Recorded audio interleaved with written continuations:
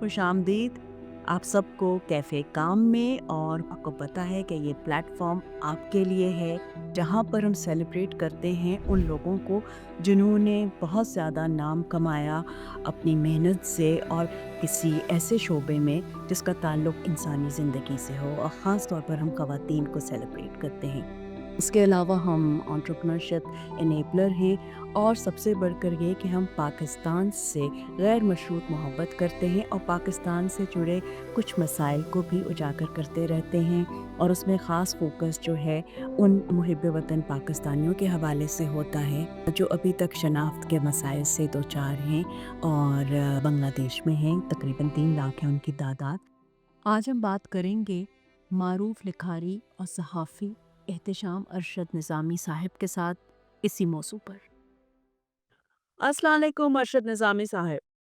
वालेकुम अस्सलाम डॉक्टर अक्षंदा। उस मौजू के उस अलमनाक बाप के जिस पे मैं और आप अक्सर गाहे बगाहे बातचीत करते रहते हैं, और कुछ हमारे हमनवा भी हैं, लेकिन आज बहुत ही मुख्तसर सी तेज़ रफ्तारी के साथ बात करने की कोशिश करेंगे।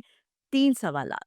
पाकिस्तानी महसूरी जी। जो 53 बरस से भी ज़ायद अरसा होने को आया, 16 दिसंबर 1971 के सरेंडर के बाद से बांग्लादेश के कैंप नुमा अज़ियत खानों में करपनाक और ज़िल्लत आमेज़ ज़िंदगी, अगर उसको ज़िंदगी कहते हैं, तो गुजार रहे हैं। पाकिस्तान में उनकी आबादकारी मुकम्मल क्यों ना हो सकी? फंड्स की कमी या कमीनगी सियासत?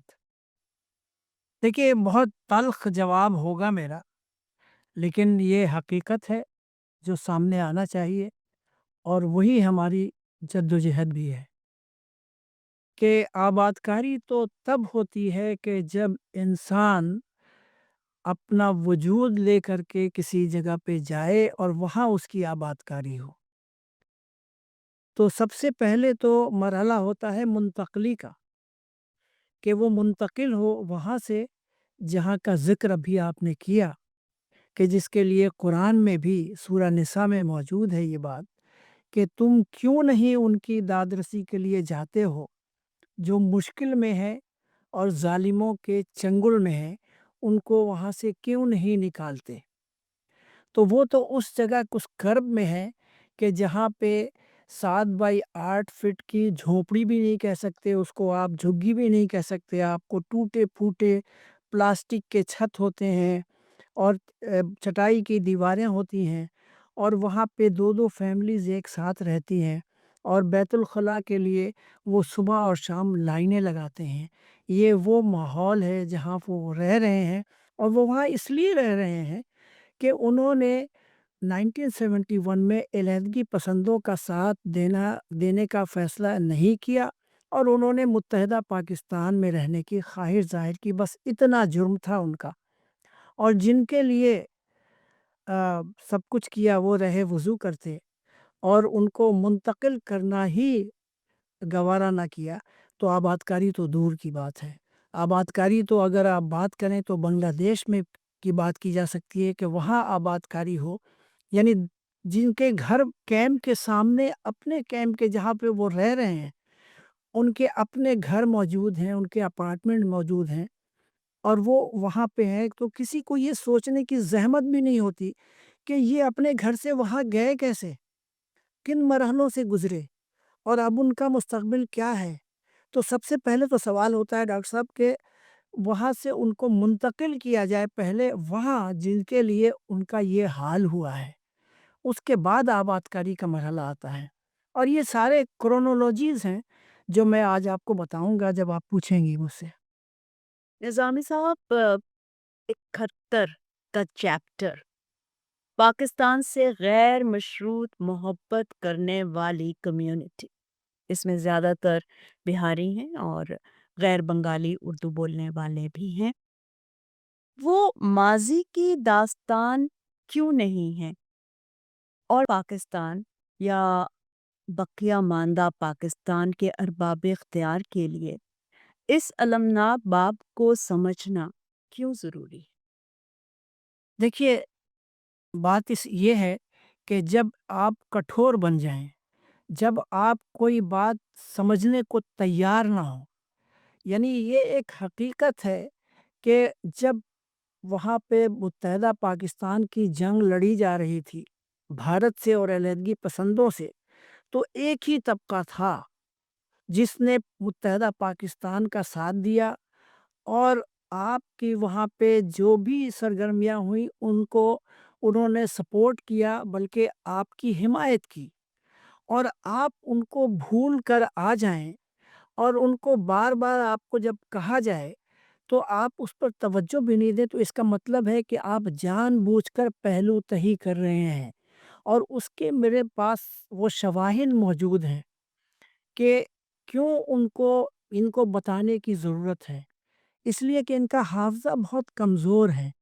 ان کی جو وزارت خارجہ ہے ہمارے پاکستان کی، وہ یہ آج کہتی ہے جب یہ کوئی معاملہ بین الاقوامی سطح پہ اٹھتا ہے، تو وہ یہ کہتی ہے کہ ہم نے اپنی ذمہ داری پوری کر لی، جتنے لوگوں کو وہاں سے لانا تھا لے آئے۔ ان کو یہ نہیں معلوم کہ 1988 میں پاکستان کی حکومت نے بین الاقوامی معاہدہ کیا تھا کہ جتنے لوگ کیمپوں میں ہیں ان کو لا کر پنجاب میں آباد کیا جائے گا۔ وہ معاہدہ موجود ہے، وہ انٹرنیشنل ٹریٹ ہوتا ہے، اور اس کے لیے فنڈ جمع کیے گئے تھے۔ وہ فنڈ پاکستان کے بینک میں پڑا ہوا ہے۔ پھر آپ یہ کیسے کہہ سکتے ہیں کہ ہم نے جو ذمہ داری تھی وہ پوری کر لی؟ لیکن تلخ حقیقت یہ ہے ڈاکٹر صاحبہ کہ شروع سے ہی ول نہیں تھا کہ ان کو لایا جائے۔ یعنی 1972 میں جب پرائم منسٹر بھٹو موجود تھے اور وہاں پہ ایک انٹرنیشنل جرنلسٹ نے ان سے سوال کیا تھا کہ ان بہاریوں کو آپ کیوں نہیں منتقل کر رہے ہیں، تو ان کا جواب یہ تھا کہ انہوں نے انڈیا سے ایسٹ پاکستان ہجرت کی تھی، لہٰذا دے آر ناؤ بنگلہ دیشی سٹیزنز۔ اور اس پہ نیشنل اسمبلی میں ایڈجرنمنٹ موشن موو ہوا تھا، اور اس پہ احتجاج کیا تھا اراکین اسمبلی نے کہ دے آر پاکستانیز مور دین اس۔ اور اس کے بعد 1973 میں جب ٹریپارٹائٹ ایگریمنٹ ہوا تھا، اس میں انڈیا، پاکستان اور بنگلہ دیش نیو دہلی میں بیٹھے تھے، اور انہوں نے جنگی قیدیوں کا اور بنگالی جو پاکستان میں رہ گئے تھے ان کے لیے بات چیت کی تھی۔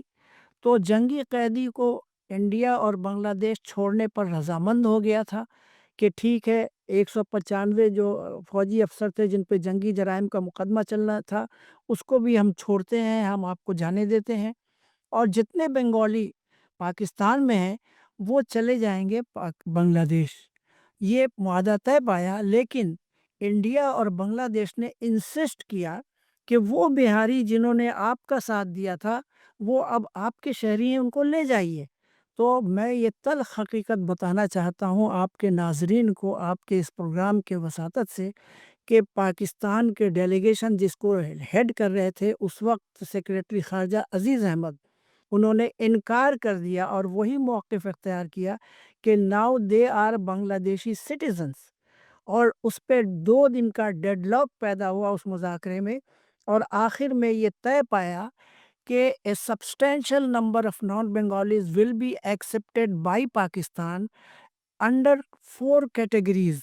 اور میں وہ آپ کے ناظرین کو بتا دوں، مختصراً بتانے کی کوشش کروں گا، وقت کم ہے، کہ 4 کیٹیگریز کیا تھے جس میں وہ لوگ آتے بھی نہیں تھے۔ پہلا کیٹیگری تھا ویسٹ پاکستانی سٹیزنز، یہ سینٹرل گورنمنٹ امپلائیز۔ آپ بتائیے سینٹرل گورنمنٹ امپلائیز میں شاید تھوڑے بہت لوگ وہاں پہ 100 کے قریب آتے ہوں گے جو کہ وہاں کیمپوں میں رہ گئے تھے، اس میں ان کا شمار نہیں ہوا۔ ویسٹ پاکستانی ڈومیسائلڈ، ظاہر ہے وہ ایسٹ پاکستان میں رہتے تھے، ویسٹ پاکستان کے ڈومیسائل کا کیا سوال پیدا ہوتا تھا۔ اس کے بعد ڈیوائیڈڈ فیملیز، اور ڈاکٹر صاحبہ ڈیوائیڈڈ فیملیز میں انہوں نے ویسٹرن جو ڈیفینیشن ہوتا ہے اس کو اپلائی کیا، یعنی میاں اگر پاکستان میں ہے، بیوی اگر بنگلہ دیش میں ہے اور وائس ورثہ، تو وہ ڈیوائیڈڈ فیملیز ہیں۔ ہم 4 بھائی تھے، پاکستان میں تھے، پیرنٹس ہمارے وہاں پھنسے ہوئے تھے، ہم ڈیوائیڈڈ فیملیز نہیں تھے۔ آپ بتائیے کتنے لوگ اس میں آتے تھے کہ وہ یہاں آتے۔ اس کے بعد ہارڈ شپ کیٹیگریز تھی، کہ جس کو گورنمنٹ آف پاکستان محسوس کرے گی کہ اس کی حالت ایسی ہے جنہیں ہم لے لیں، تو وہ اس کا ڈیسیشن بھی ان کو کرنا تھا۔ تو یہ ایک ول تھی جو شروع سے نہیں تھی کہ نہیں لایا جائے۔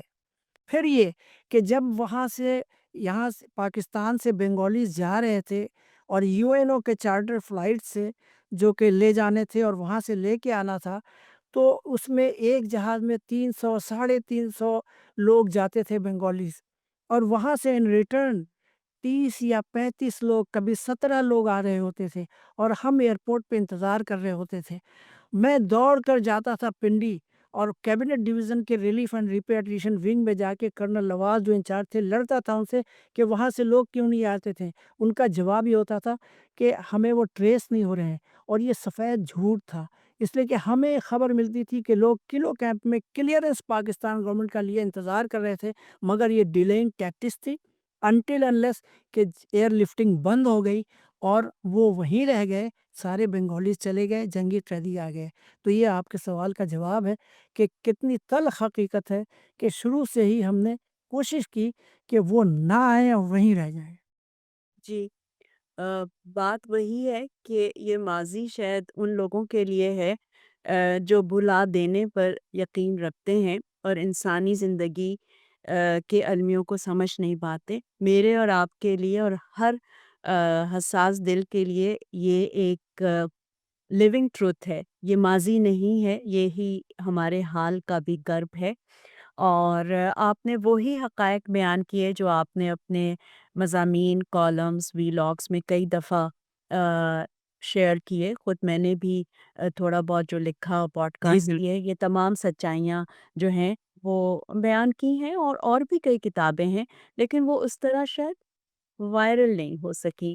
سوالات تو اس سے اور بھی بنتے ہیں، لیکن آپ سے وعدہ تھا کہ تھوڑا سا ٹائم ہے آج کی نشست میں، 3 سوالوں تک محدود رہیں گے۔ تو تیسرا سوال بھی کچھ کم تلخ یا پیچیدہ اور حساس نہیں ہے، اور وہ یہ ہے نظامی صاحب کہ ایک ہولناک اور مقبول جھوٹ ہے جس کو مقبول لکھاری، صحافی، فیمنسٹ، لبرل، سیاست کے طالب علم بڑے اہتمام سے قائم رکھے ہوئے ہیں، اور اس کو پاکستان آرمی پہ تنقید کرتے ہوئے بڑے اعتماد سے بھی نمایاں کرتے ہیں، اور وہ یہ ہے کہ سابقہ مشرقی پاکستان میں بنگالیوں کا قتل عام اور بنگالی خواتین کی آبرو ریزی کے واقعات۔ یہاں میں یہ واضح کرنا چاہتی ہوں اپنے تمام سننے اور دیکھنے والوں کے لیے کہ میں ایک فیمنسٹ بھی ہوں اور لبرل بھی ہوں، اور کسی ایک انسان کا، کسی ایک عورت کا، چاہے وہ بنگالی ہی کیوں نہ ہو، اگر ان کے ساتھ ظلم ہوا، زیادتی ہوئی، تو میں ان کے ساتھ کھڑی ہوں گی، لیکن سچائی پوری طور پہ سامنے آنی چاہیے۔ یہ نہیں کہ ہم ایک کمیونٹی کے قتل عام کا ذکر کریں اور ایک دوسری کمیونٹی کے قتل عام کا، جینوسائڈ کا، ان کے ریپ کا، ان کے ساتھ جو سیکشول اور جینڈر بیس وائلنس ہوا اس کا ذکر نہ کریں۔ جی، تو اس کلیریفیکیشن کے بعد میں دوبارہ اس سوال کی طرف آتی ہوں، سچائی کیا ہے؟ ہوا کیا تھا؟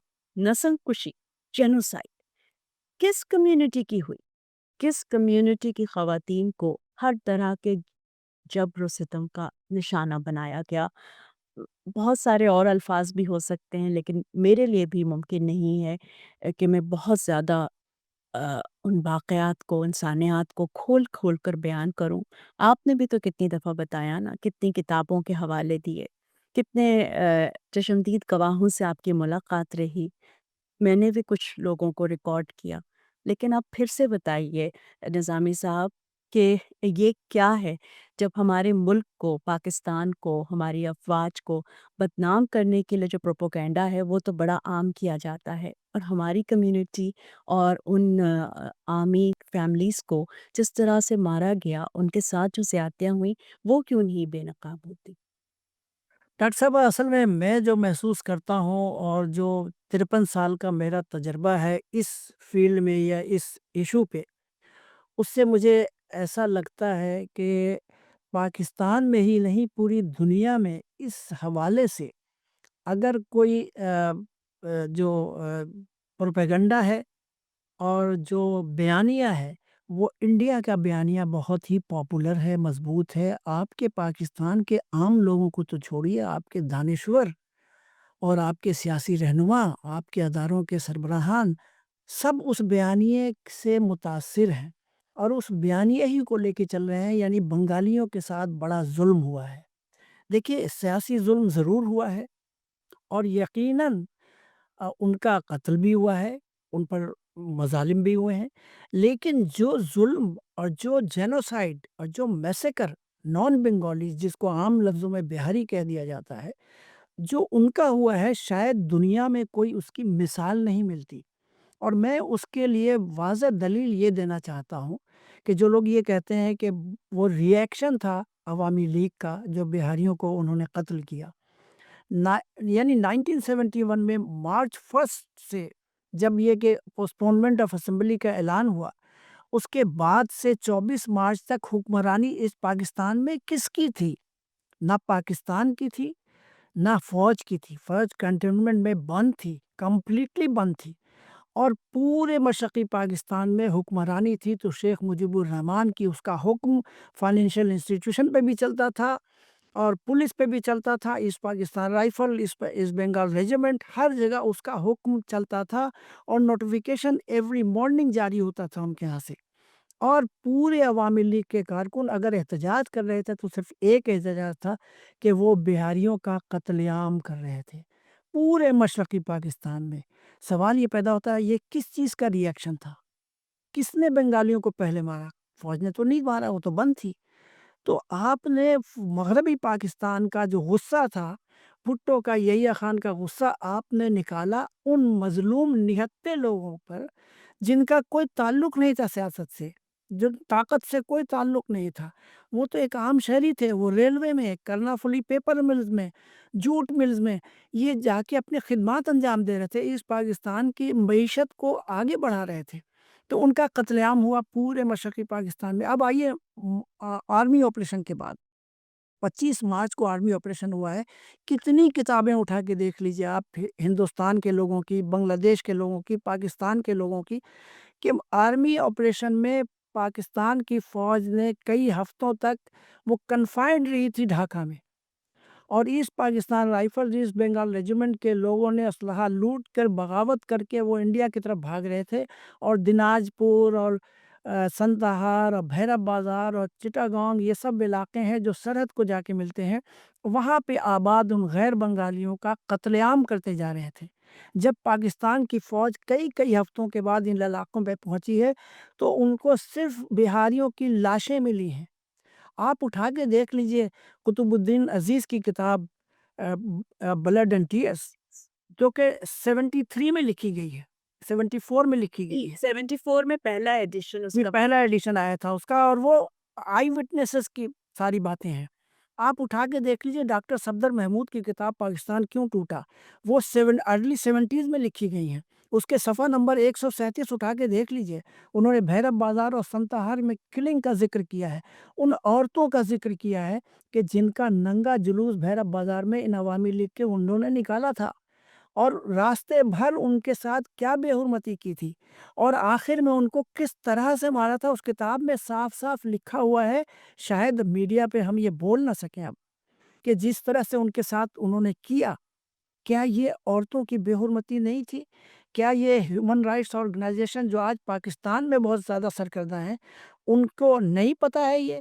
اگر نہیں پتہ ہے تو ان کو یہ تنظیمیں چلانی نہیں چاہیے، ان کو تاریخ پڑھنی چاہیے کہ کس طرح اگر عورتوں پر ظلم ہوا ہے اور عورتوں کی بے حرمتی ہوئی ہے تو وہ بہاری عورتوں کی ہوئی ہے ایسٹ پاکستان میں اور بنگلہ دیش میں۔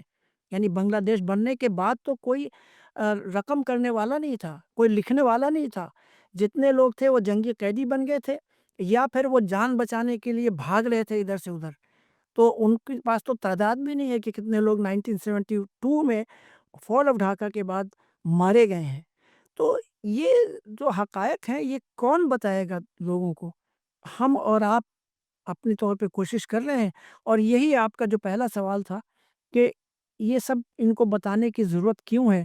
اس لیے کہ شاید کبھی احساس ان کا جاگ جائے کہ ان کو احساس ہو کہ یہ کتنا بڑے ظلم کے مرتکب ہو رہے ہیں۔ میں دیکھیے 1988 میں پہلی دفعہ گیا تھا بنگلہ دیش، ایک کیمپ میں گیا تھا۔ جب میں اندر سے باہر آ رہا تھا تو ایک بزرگ نے میرا پیر پکڑ لیا۔ ان کو جب میں جھک کے دیکھا تو ان کی بینائی چلی گئی تھی۔ ان کی 3 بیٹیوں کو مکتی باہنی والے اٹھا کے لے گئے تھے، کلکتہ لے کے چلے گئے، کہاں لے کے چلے گئے ان کو کچھ نہیں پتا۔ رو رو کے ان کی بینائی چلی گئی تھی اور وہ مجھ سے پوچھ رہے تھے کیا تم مجھے پاکستان لے کے جاؤ گے؟ یہ حقیقت کس کو بتائی جائے؟ کیا ان بے ضمیر لوگوں کو بتائی جائے؟ ہم بے شرم اور بے حیا لوگ ہیں کہ ہمیں کچھ نہیں یاد، کچھ نہیں پتا۔ سامی صاحب، آپ کا بہت شکریہ۔ آپ نے مشکل موضوعات پہ اور مشکل صورتحال پر ہمیشہ کام کیا، محصورین کے حوالے سے اپنی غیر سرکاری تنظیم کے پلیٹ فارم کو بھی آپ اس مقصد کے لیے استعمال کرتے ہیں، اپنے قلم سے، اپنی آواز سے آپ اس علمیہ کو زندہ رکھے ہوئے ہیں کسی طرح۔ ایک ہماری قومی یادداشت کا تو یہ حصہ نہیں بن سکا، لیکن کہیں کہیں پر اگر کچھ بھی پتا ہے تو آپ اور بہت ہی تھوڑے سے لوگ ہیں۔ بہت شروع میں منظور احمد صاحب لکھتے تھے، جی جی پھر ڈاکٹر اقبال احمد ایک بڑا نام رہا، لیکن اب ان کے تو فٹ پرنٹس بھی ہمیں نظر نہیں آتے سائبر اسپیس پہ، اور کوئی بھی کہنے والا بتانے والا نہیں ہے ان نامور اور بے باک صحافیوں کو، قلم کاروں کو اور ایکٹیوسٹ کو کہ آپ لوگ کن لوگوں کی تعریفیں کرتے ہیں۔ ناچنے گانے اور صرف اشتہار بازی سے یہ بہت پیچیدہ مسئلہ حل نہیں ہو سکتا، اور معذرت کہ جن کو یہ بات بری لگے کہ ہم سب نے شاید اس طرح پوری قوت سے ابھی تک اس مسئلے کو سامنے لانے کی کوشش نہیں کی۔ میں اور آپ دو ہیں، لوگ ہیں اور بہت سارے جو ہیں شاید الگ الگ کام کر رہے ہیں، لیکن ہمیں جو کرٹیکل میس چاہیے وہ ابھی تک نہیں ہمارے سامنے آیا۔ بہرحال ایک کوشش رہتی ہے کہ کہیں پہ بھی موقع ہو تو یہ بات کریں۔ تو آج ہم نے بہت ہی کم وقت میں ایک بہت بڑی ہسٹری کو اور ایک بہت بڑے المیہ کو، جو اس وقت بھی ہے 3 لاکھ گمشدہ لاپتہ پاکستانی ہیں جو بنگلہ دیش کے اذیت خانوں میں ہیں، بے شناخت، بے در بے گھر لوگ ہیں وہ، اور ان کو اپنا سمجھنے کی ضرورت ہے۔ ایک ہمدلی کی نظر ان کی طرف بھی، شاید کہیں تک یہ آواز پہنچ جائے۔ نظامی صاحب، آپ کا بہت شکریہ۔ آپ کا بہت شکریہ، آپ نے مجھے لیا۔